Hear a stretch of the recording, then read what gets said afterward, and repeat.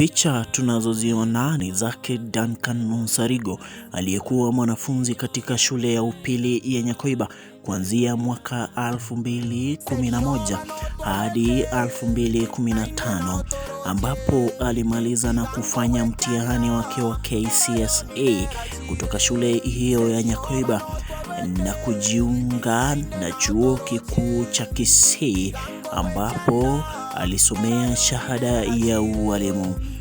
Duncan kwa muda mrefu mjini Kisii amekuwa akijitafutia kwa njia ya bodaboda hadi tarehe 11 mwezi wa 4 mwaka huu wa 2020 alipohusika katika ajali mbaya ya barabara katika mji wa Magena, barabara kuu ya kutoka Kisii kuelekea Kilgoris, ambapo alipoteza maisha yake.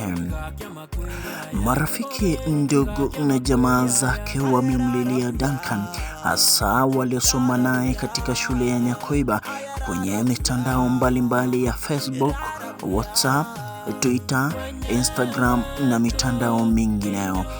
Na Mungu ailaze roho yako mahali pema peponi.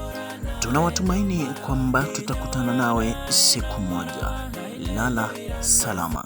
Duniani sio kwetu, sisi ni wasafiri. Duniani sio kwetu, sisi ni wasafiri. Na tazama mbinguni, tutaimba na malaika.